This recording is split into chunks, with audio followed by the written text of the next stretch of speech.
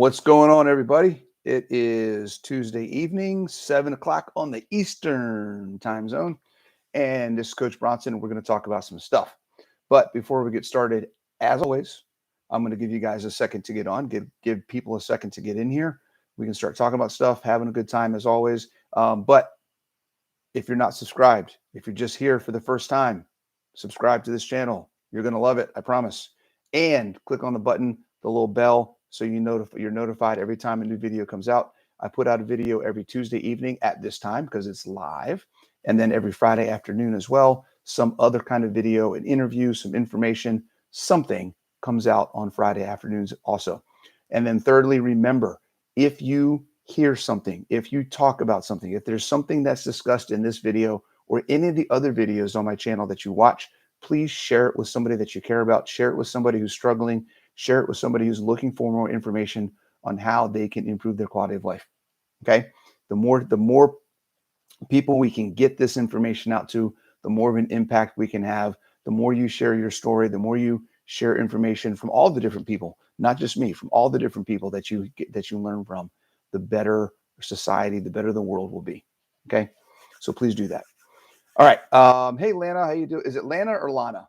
Whenever I see that, I never know how to pronounce it. And Bev, I don't know if you're still on or not, but it's the time zone is now. That's when we're getting started. Hey, Jeannie, what's going on? How you doing? The first, Lana, not Lana. Okay, Lana. All right. So today we're talking about, what are we talking about? We're talking about scaling workouts. Okay. So before we even talk about scaling workouts, before we get into the details, I guess we should probably talk about what does that even mean? What does it mean to scale a workout? Okay. So let's give you a scenario. You sign up for a program, let's say the Apex Functional Fitness Program, and you get a workout, right? Hey, Claire. And you log into the app and it says today's workout is squats. Let's say it's back squats or front squats. Okay. And you're like, well, I don't know how to do squats. I've never squatted before, or I have bad knees, or what weight should I use? Right. All of these questions come to your mind. How do I do this thing that I don't really know how to do? Or how do I do this thing that maybe I know how to squat, but I don't know what weight to use? I don't know what is heavy. I don't know what is light. I don't know what I should be doing for 8 reps or 10 reps or 6 reps, like it says in the workout program. I have bad knees, or I have bad ankles, or I have something with my hip that prevents me from squatting the way that normal people would squat. So all of these questions, all of these individual circumstances, individual experiences start piling into your brain when you see the workout that says, do these squats. Okay. Scaling is the term that we use for modifying an exercise so that you can do it and get the target of what that exercise is supposed to do for you based on your current ability, fitness level, or injury status, whatever it may be. Okay. Your individual circumstance is what the goal is all about. So modifying an exercise so that you can still get the benefit of that exercise in a way that fits where you currently are in the situation you are currently in. That's what scaling is. Scaling and modifications are what make fitness accessible to everyone. That's why this is an important topic, guys. Okay, I'm going to say that again. Scaling and modification is the excuse killer for I'm not a fitness person. I've never exercised before. I'm too old. I have an injury, whatever it may be. You can scale and modify anything to help you get started on your fitness journey and improve from where you are right this second. Okay, so how do we do that? That's what we're going to talk about. How do we figure out what we're going to do, what we need to do to make these scales and modifications for all the different things that are out there, right? We have 10 different components of fitness. We have 7 different essential movements. We have 3 different metabolic pathways. How do we take those 20 different characteristics of fitness and figure out how to do those things, right? I've never exercised before. What do I do? Okay. That's what we're going to talk about. there are 4 things. There's actually more than 4 things, but I'm going to highlight 4 things. And in this discussion of the first of these 4 things, 4, we're going to probably touch on some of the other things. So take notes. I hope everyone's taking notes, or do you not need to because this is video? I don't know how that works. Who here takes notes when you watch videos? Does anybody take notes? I don't think I've ever taken notes. I may write something down if something like lights off in my brain, but I don't normally take notes for most videos. That's an interesting thought. We should probably do that. It's probably a good idea. I might have to start doing that for myself. Okay, so the first step, okay, the first thing we're going to talk about is often something we talk about in anything when it comes to fitness and nutrition. We're going to talk about setting a basis for how you think about exercise and scaling. Okay, the foundation of all exercise, the foundation of what we should be doing whenever we talk about how we're going to work out, how we're going to execute our fitness plan, is 3 words. Okay, technique, consistency, intensity, in that order. First, always focus on the technique, the execution of a movement, making sure that you're doing it right, making sure that you're feeling it where you're supposed to feel it, and making sure that you're doing it safely and correctly. Okay.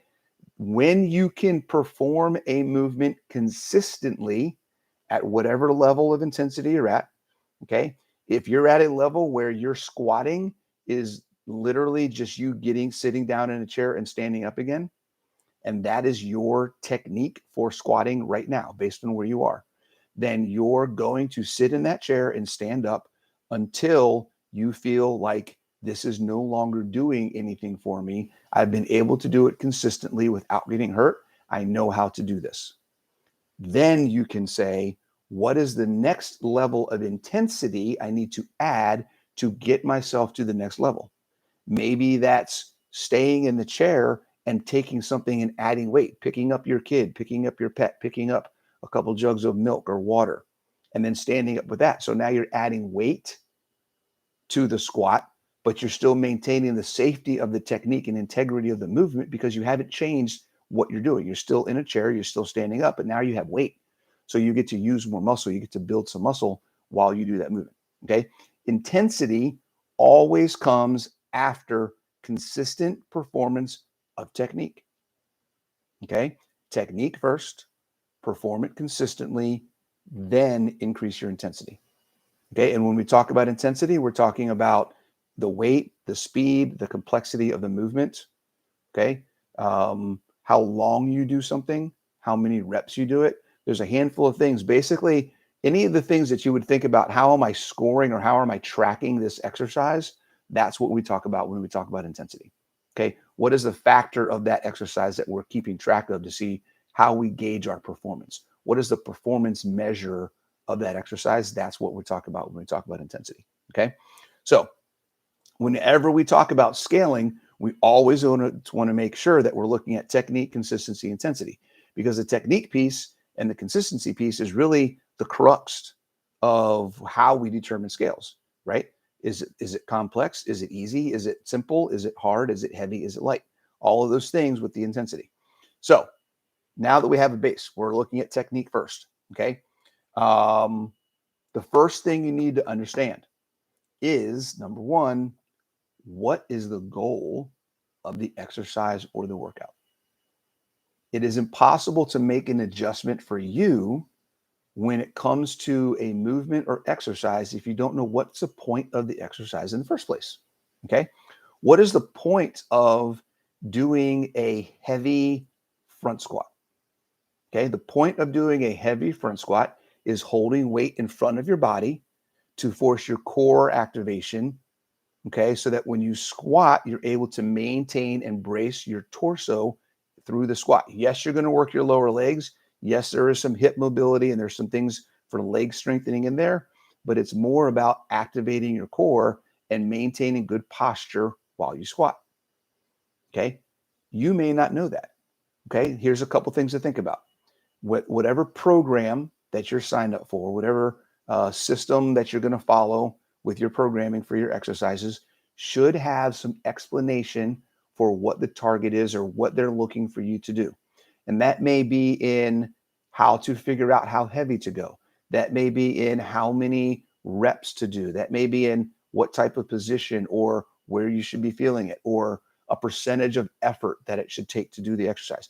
There should be some kind of guidelines, somewhere that you can go to find out what's the point of this? What am I looking to do?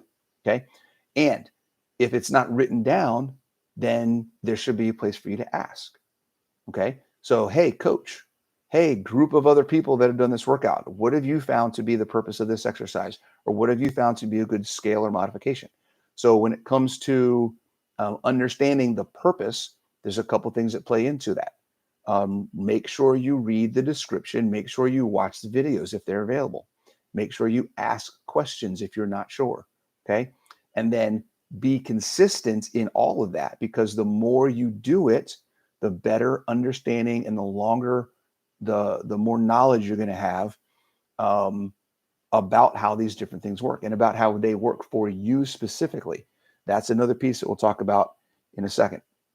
Okay, the more you do it, the more you understand how you do it. And then you can apply that to understanding the workouts, because now you have knowledge about what the goal of the workouts are. And the two of those married together makes it really easier for you to make adjustments based on where you are. Okay, so step number one, understand the goal of the movement or exercise or workout so that you can make the adjustments accordingly. Okay, if you don't know, ask questions. All right, step two, make sure you warm up properly. Okay. I may have done a video. I've done a bunch of videos. I'm not sure if I've ever done one of this. If I haven't, then I will do one in the near future on what is a proper warm-up. Real quickly, there are two phases to your warm-up. There should be two phases, 1, 2, to everybody's warm-up. Is what we call the general warm-up, which is where you get your body generally warm. Hey, look at that. Okay. You get your heart rate up a little bit. You get your blood pumping. You get your synovial fluid in your joints working, right? You tell your body, I am generally getting everything ready. I'm turning on my fight or flight response to get my body going. Okay. So that I'm ready to do work. My central nervous system is primed. My fuel system is primed. Everything is ready to go so that I can execute physical activity. Okay. The second phase to your workout should be what we call a specific warm-up. There's the general, and then there's the specific. Okay. The specific warm-up is targeted towards specifically the exercise you're going to do. So a general warm-up can be all sorts of things. There should be some level of cardio, getting your heart rate up a little bit, some level of moving your muscles, some level of loosening up your joints, dynamic movement, okay, in a general warm-up. In a specific warm-up, let's go back to the front squat scenario. In a specific warm-up, you should be doing some squats. You should be doing some variation of lighter weight, no weight, working up to the weight that you're trying to find in the target of whatever the workout is. If the workout is, let's say, do 5 sets of 8 squats with a goblet, holding a goblet, kettlebell in your hand, okay, then if you know that you can do 8 squats with 40 pounds in your hand, you should probably do 8 squats with no weight, then do 8 squats with 10 pounds, and maybe 8 squats with 25 pounds, right? Do 3 or 4 sets of lighter weight before you get to that first set that actually counts in the workout. Okay. That way you can test. There's a couple of reasons why we do that. When we warm up properly, we get to listen to our body. This is step number 3. Okay. We're going right in from 2 to 3. Okay. 2 and 3 go really hand in hand because you need to do both of them together. Okay. Warming up allows you to listen to your body. You may know in your head, I have done a 5x8 set of goblet squats with 40 pounds. I did it 3 months ago. Okay. Today, while you're warming up, you may have had a crappy sleep. You may not have eaten properly all day. You may be sick. And you go to do that warm up and you get to 25 pounds and you do 8 reps and you are wiped. Done. Like, I don't know why I'm so just wiped. It's because you're tired. It's because you're maybe dehydrated. Your body's not working as efficiently because of whatever reason, right? It's had a bad day. You're an off day. Okay. But because you took the time to warm up correctly, and because you're listening to your body, right? You can say, you know what? I could usually do this at 40 pounds, but today, because the way I'm feeling, I'm going to do it at 25 or 30 pounds. I'm not going to push it because I want to make sure that I can perform my technique consistently throughout the whole workout, regardless of what I may have done in the past. Okay, because today I'm just not feeling right. Something is off. I'm listening to my body. So that's another thing to understand. Listening to your body is a big, big piece. Okay, let's go back to warm-ups real quick. So when you're doing the warm-up, that is the specific time for you to identify if you need to scale and what that scale is going to be. Okay, if you get to an exercise and it's goblet squats and you're saying, you know what, I can't squat. I've got bad knees. I can't even bend my knees. I can't squat all the way down. I've got to go to a chair. All right. You just self-identified, right? You just self-identified what your scaling option is going to be, right? I'm going to do it from a chair. Boom. There's your scale. That's your modification. Okay. For somebody else, you may say, you know what? I just figured out how to do air squats with no weight at all, but today they want me to use weight for 8 reps. I don't know if I can do that. Well, try. Get a 5-pound weight and try it. If that's too challenging and you feel like you don't have the technique that you can perform consistently, then go back to just doing air squats. Okay? The modification is going to be finding something that is challenging, but you can maintain your technique consistently through the workout.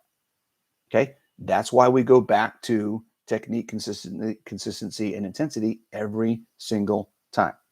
Okay. Modifications can be the weight that you use or the method, the complexity of the movement. Okay.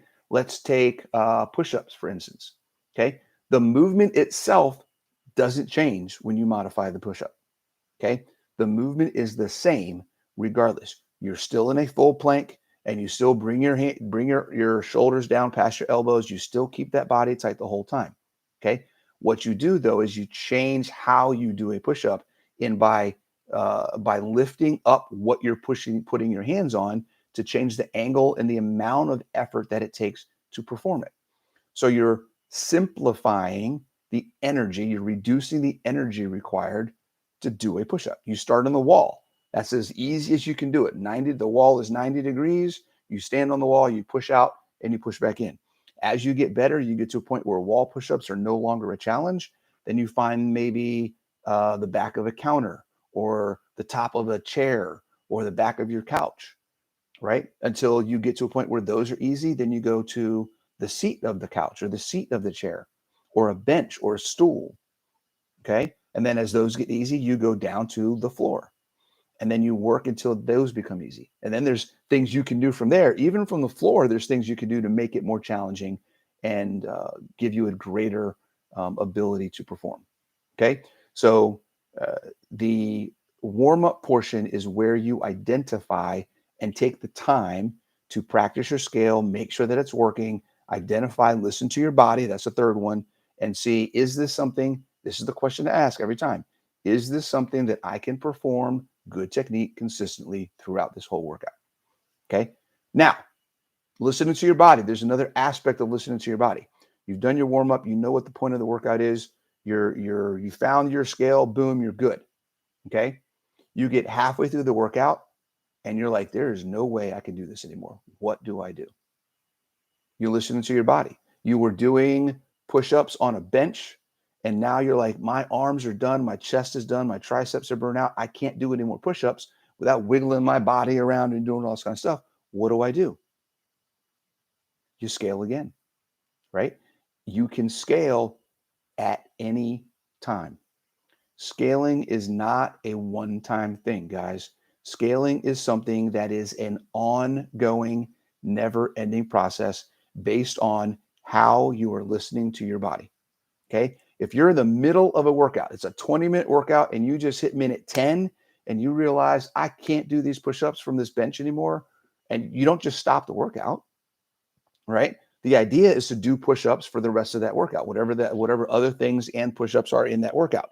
So then you just scale again, right? You started off with a scale. The scale that you started with was a bench. You get tired, you get exhausted, you feel like you're losing your technique, then go higher. Move your hands up to the back of a chair or a couch or the wall. Find something that allows you to perform the movement, get the benefit from the movement, but do it technically and safely. Okay. So always remember, listening to your body is not a one-time thing. It is always, always, always ongoing. Okay. Whether it's the beginning of the workout or the middle of the workout, you can scale at any time. Okay. Keep that in mind. All right. Claire, find the point very scaling is better than skipping the workout. Absolutely. Scaling is better than skipping the workout. Skipping the workout is a cop out because you are letting your situation control your progress. If you are not willing to scale, then you need to reevaluate what you're doing in the first place. Okay. Scaling is what, again, I'll say it again, scaling and modifications is what makes fitness accessible to everyone. There is always something that you can do to make an exercise or a workout fit your current situation. Okay. So there's no excuse. There is no excuse that works. None. Zero. Zeros all over. I'm going to get a graphic and put zeros all over here when I'm doing this. Okay.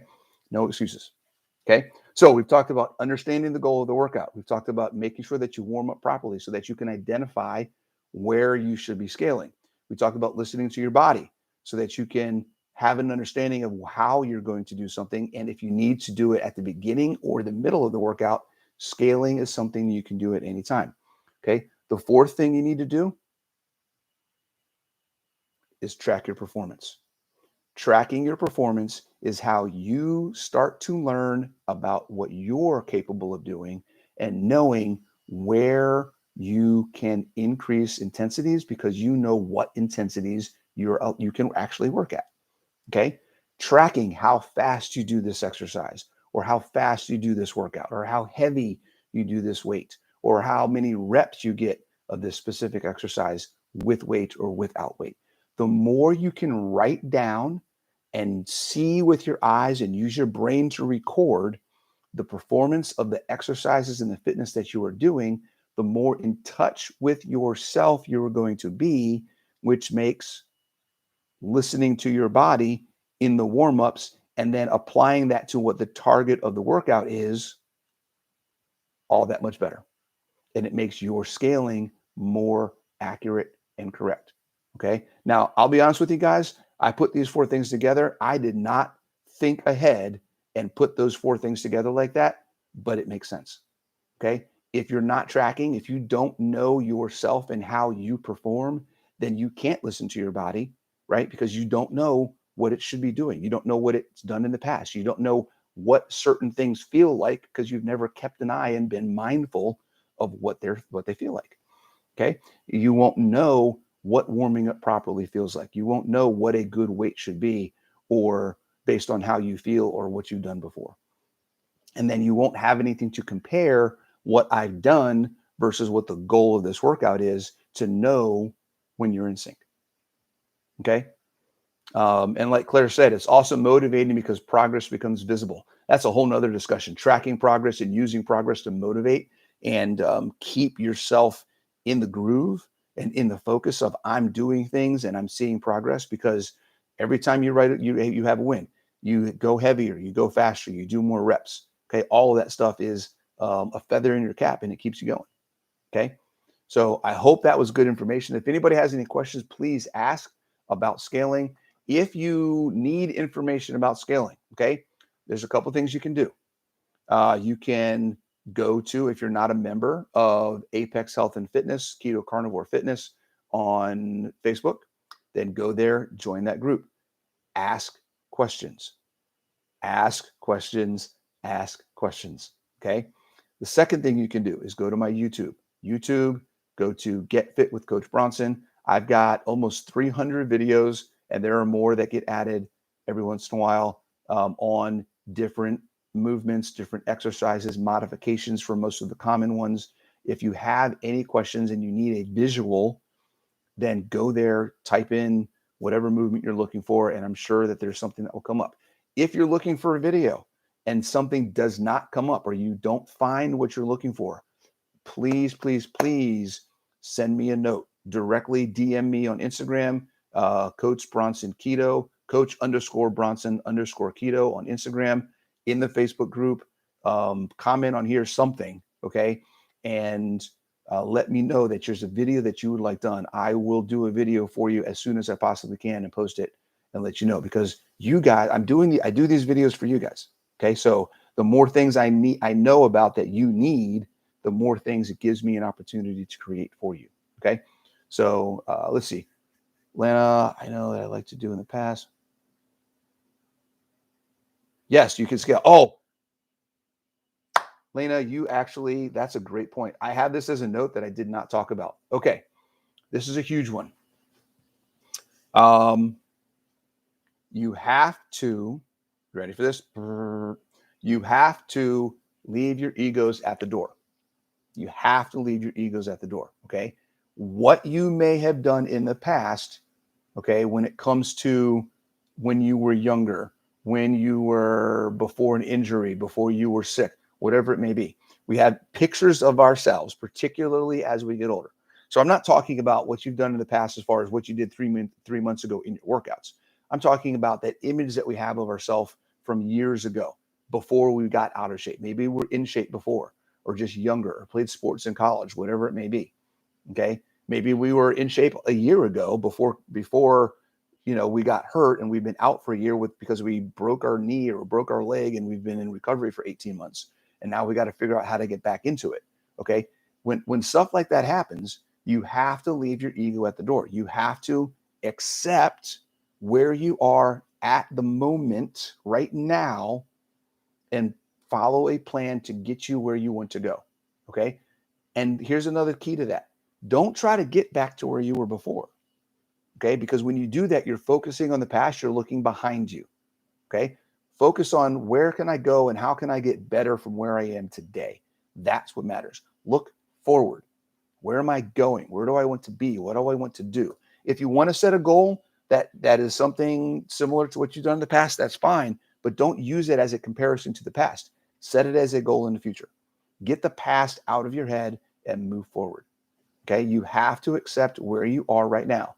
I'm 49 years old. I'm not trying to be 22-year-old me. 22-year-old me was a pump. Okay. I'm trying to be the best 50-year-old that I can be. And that's in the future. That's not in the past. Okay. Think about it that way, guys. Don't focus on the past. Where do you go? Where do you go from where you are right now? Okay. Hey, Susan, what's up? We're finishing up, Susan. I know Susan's been doing some good weight training and she's been working on progress. All right, guys, any questions? Does anybody have any questions before we go? We're at about 30 minutes. I usually do these things for about 20 minutes. Today, I must have been on a roll. I'm feeling good today. Let's see. Any other questions coming in? Hey, Faith, I didn't see you pop in. Carla, what's going on? Claire, how you doing? We got 2 Claires in the house today. All right. Thanks for hanging in, guys. I will see you next week. Don't forget, this Friday, another video is coming live at 12 p.m. Eastern.